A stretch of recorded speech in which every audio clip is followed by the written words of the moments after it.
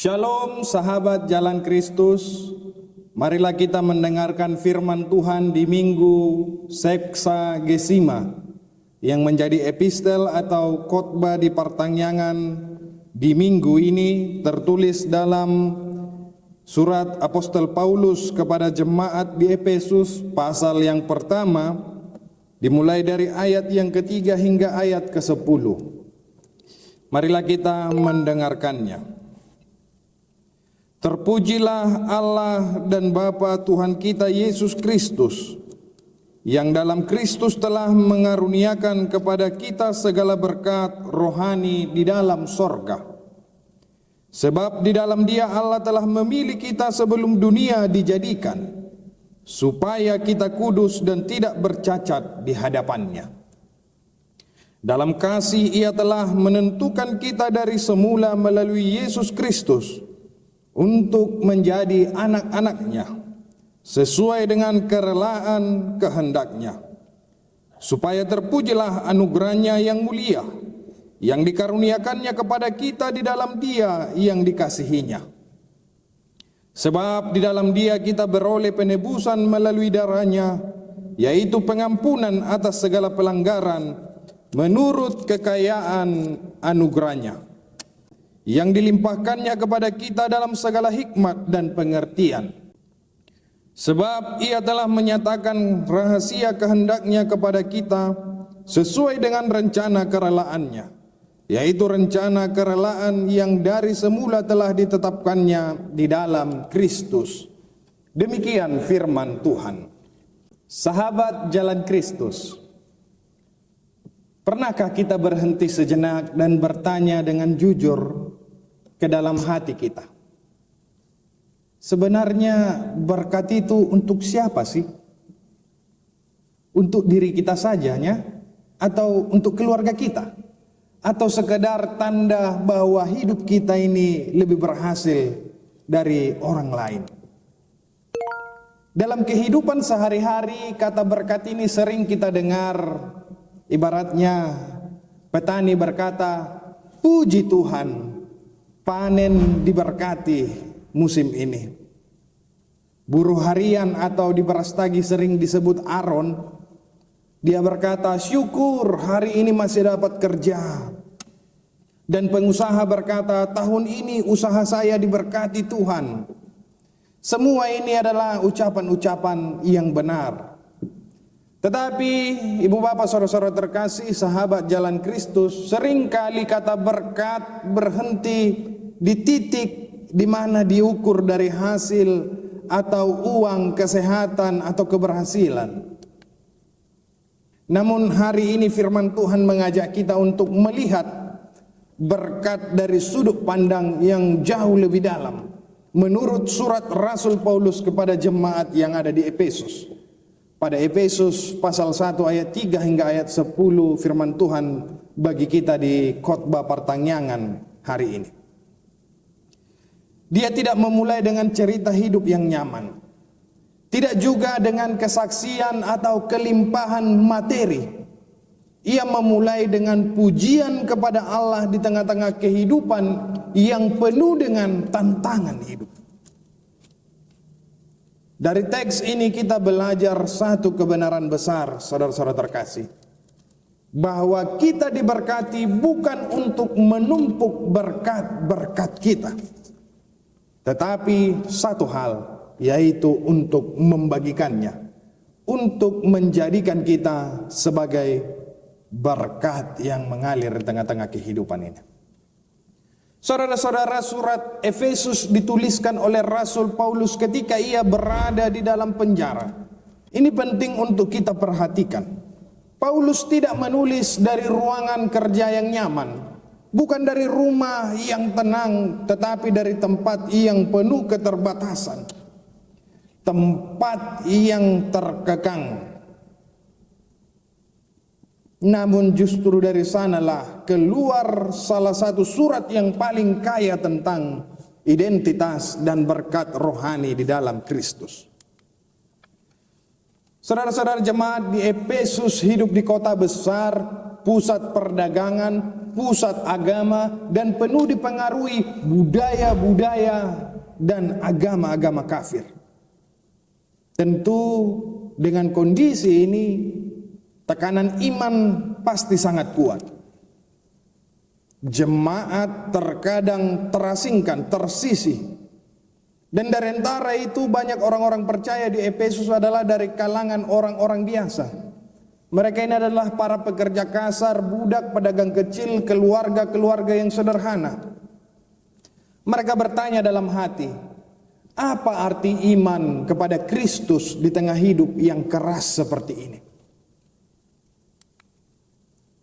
Dan Paulus menuliskan jawabannya melalui suratnya, bukan dengan janji yang mengatakan bahwa hidup ini akan tenang, nyaman, bebas dari persoalan, tetapi dengan mengingatkan siapa mereka di dalam Kristus.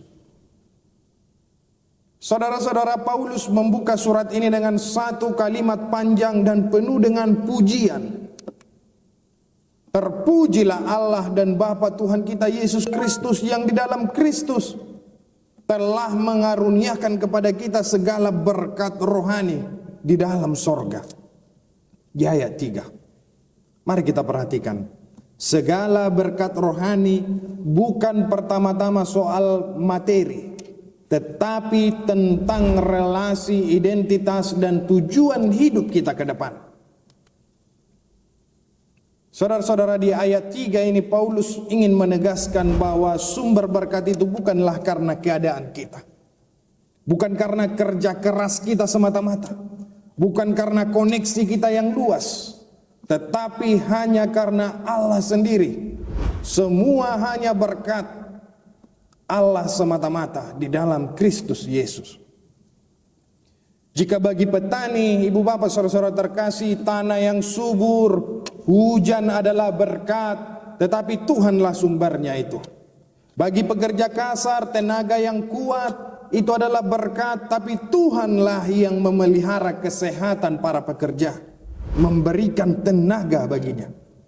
Bagi pengusaha, ide, relasi, jaringan itu adalah peluang berkat, tetapi semuanya itu adalah Tuhanlah pemberinya. Mengapa ini penting untuk kita hidupi? Agar kehidupan yang seperti ini, kesadaran yang seperti ini mampu menolong kita untuk hidup dalam kerendahan hati. Apapun yang kita miliki hari ini bukanlah alasan bagi kita untuk sombong diri, tetapi alasan untuk kita bersyukur kepada Allah, sebab Dia baik, sebab Dia adalah sumber segala berkat-berkat di dalam kehidupan kita. Itu yang kita lihat di ayat keempat, dikatakan, sebab di dalam Dia Allah telah memilih kita sebelum dunia dijadikan. Pemilihan ini bukan karena kita hebat, rajin, atau suci. Justru sebelum kita lahir, jauh sebelum kita lahir di tengah-tengah dunia ini, bahkan sebelum dunia ini ada, Allah sudah mengarahkan kasih-Nya kepada kita. Dan inilah kabar baiknya, ibu bapak, saudara-saudara terkasih, terkhusus keluarga-keluarga muda, keluarga-keluarga yang sedang berjuang, dan keluarga-keluarga sederhana yang mungkin merasa minder dan diambang putus asa karena tekanan-tekanan hidup yang sering sekali menghimpit kehidupan kita. Dan ini juga menjadi bagian penghiburan bagi orang tua yang merasa gagal mendidik anaknya. Dan ini menjadi harapan bagi mereka yang hidup penuh penyesalan. Allah memilih kita bukan karena apa yang telah kita perbuat, tetapi hanya karena kasih Allah sajalah yang mampu memberikan berkat-berkat-Nya kepada kita. Yang keempat, jika kita lihat di ayat 4b ini juga penting untuk kita perhatikan, di mana ada status dipilih. Orang yang dipilih.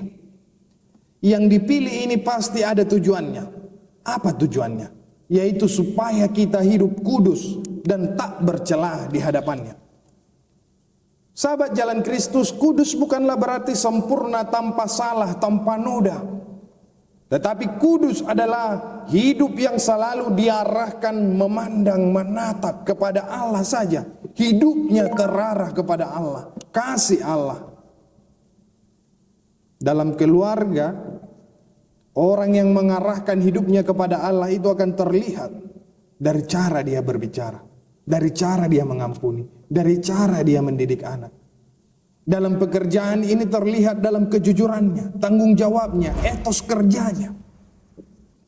Bagi petani atau penjual, mereka tidak akan mencuri timbangan walau hanya sepersekian ons saja. Bagi pekerja, dia tidak akan malas-malasan dalam bekerja. Dan bagi pengusaha, dia tidak akan menindas. Itulah iman yang hidup. Saudara-saudara, yang keempat kita lihat melalui firman ini di ayat yang kelima. Dikatakan di sana, dalam kasih ia telah menentukan kita dari semula oleh Yesus Kristus untuk menjadi anak-anak. Ini gambaran yang sangat kuat. Kita bukan hanya berbicara diampuni, tetapi kita telah diangkat menjadi anak. Karena siapa? Itu hanya karena Allah saja. Dan melalui inilah kita melihat bahwa Allah itu bukan saja sebagai hakim yang agung, tetapi dia juga sebagai Bapa yang penuh kasih. Saudara-saudara, dalam konteks keluarga ini penting. Banyak orang yang hidup dengan luka, relasi, hubungan yang tidak sembuh, bahkan disengaja tidak disembuhkan. Di mana ada ayah yang keras dalam mendidik anak, ibu yang terlalu dingin dalam keluarga, dan di mana ada keluarga yang broken home, berantakan. Firman Tuhan sedang ingin berkata kepada kita, di dalam Kristus kita punya Bapa yang tidak pernah meninggalkan orang-orang yang dikasihinya, orang-orang yang telah dipilihnya, orang-orang yang telah diangkatnya menjadi anak. Dan yang keenam kita lihat di ayat yang keenam, yang kelima, keselamatan dan berkat ini bukanlah hasil usaha kita, melainkan kasih karunia Allah semata-mata. Itu sebabnya tidak ada tempat untuk kesombongan rohani dan kesombongan diri bagi manusia.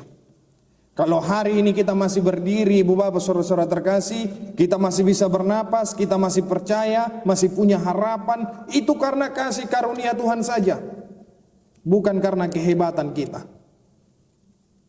Dan di ayat ke-7 dikatakan bahwa hidup kita telah dimerdekakan.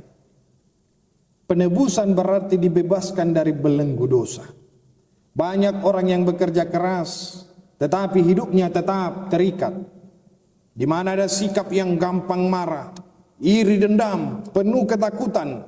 Semuanya itu karena ikatan-ikatan dengan dosa yang belum diputus dalam kehidupannya. Dia masih terikat dengan belenggu dosa itu. Tetapi kita ingin diingatkan, Kristus datang bagi kita bukan hanya untuk mengampuni kita, tetapi memerdekakan kita dari dosa-dosa dunia, dosa-dosa kedagingan kita. Oleh karena itu, layaknya orang-orang telah dimerdekakan, dia jangan lagi dijajah oleh dosa. Dia jangan lagi hidup di dalam dosa. Tapi hiduplah layaknya orang yang dimerdekakan, hidup di dalam aturan, hidup di dalam kasih Kristus.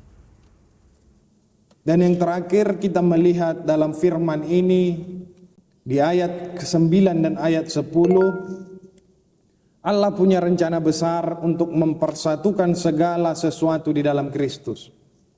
Baik hidup kita, pekerjaan kita, keluarga kita, semuanya bagian dari rencana Allah yang menjadi satu kesatuan. Dan semuanya ini, saudara-saudara terkasih, ini semua saling berhubungan untuk membangun berkat dan saling memberkati dalam kata, dalam perbuatan, dalam sikap, terutama di dalam kasih Kristus. Allah torok do parpudianon inangamang torop halak na somar sipakulingan na somar siatoan jupang holam mamulus sabing songoni hape namar keluarga do nasida namariboto namarito. Ada hubungan yang erat, tetapi bisa saling membenci, saling mendendam. karena kehidupan, karena harta duniawi dan lain sebagainya. Bagaimana kita saat ini? Ingatlah firman ini, kita telah dipersatukan di dalam Kristus Yesus. Kita adalah keluarga, bukan hanya keluarga kandung, tetapi keluarga di dalam Kristus. Tiap-tiap orang percaya harus hidup saling mengasihi. Dengan cara inilah kita dapat diberkati dan menjadi berkat bagi sesama kita. Sahabat jalan Kristus, diberkati untuk menjadi berkat, itulah topik pada ibadah pertanyaan kita di Minggu Seksagesima 8 Februari 2026. Kalau kita sudah menerima berkat yang begitu banyak, baik itu berkat rohani, berkat jasmani dari Tuhan, saat ini saya hanya mau tanya dan kita jawab dengan jujur di dalam hati kita. Apa respon kita atas segala berkat yang kita rasakan, kita sadari telah kita terima dari Tuhan saat ini? Apa respon kita saat ini? Jawablah di dalam hati kita dengan jujur. Dan jawaban-jawabannya itu biarlah kita menjadi keluarga. Ketika kita merasakan berkat Tuhan itu, respon kita menjadi berkat lewat kesabaran kita, melalui doa-doa kita, melalui teladan iman yang kita berikan kepada generasi-generasi kita, kepada anak-anak kita. Dalam pekerjaan biarlah kita menjadi berkat, respon kita lewat kerja yang jujur dan bertanggung jawab. Dalam gereja dan masyarakat biarlah kita menjadi berkat lewat pelayanan dan kepedulian kita. Itulah respon hidup orang yang diberkati dan ingin menjadi berkat bagi sesamanya. Yakinlah ibu bapak saudara-saudara terkasih, berkat yang berhenti pada dirinya sendiri itu akan membusuk. Mari kita lihat laut mati yang tidak memiliki muara. Lautnya akan menjadi terlalu asin hingga tidak ada kehidupan di sana. Maka berkat yang tidak dialirkan, yang tidak dibagikan, yang tidak disalurkan, yang tidak ditunjukkan bagi sesamanya akan menjadi busuk dan sia-sia. Tetapi biarlah berkat-berkat yang kita terima, berkat yang akan kita bagikan itu akan berlipat ganda dan selalu bertumbuh, berbunga dan berbuah sepanjang masa.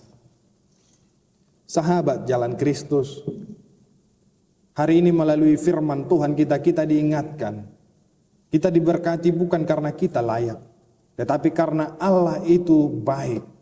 Dan kita diberkati bukan untuk diri kita sendiri, tetapi untuk menjadi saluran berkat. Mari kita hidup sebagai orang-orang yang sadar akan berkat-berkat rohani yang telah kita terima, baik jasmani dan rohani dalam Kristus. Biarlah banyak orang yang merasakan kasih Tuhan melalui kehidupan kita. Sahabat jalan Kristus, jika firman Tuhan hari ini menguatkan hatimu, jangan simpan sendiri. Mari kita bagikan firman ini kepada keluarga kita, sahabat kita, siapapun yang sedang berjuang dalam hidupnya. Biarlah hidup kita meskipun sederhana menjadi saluran berkat Tuhan dan berdampak bagi banyak orang. Tuhan Yesus memberkati. Soli Deo Gloria.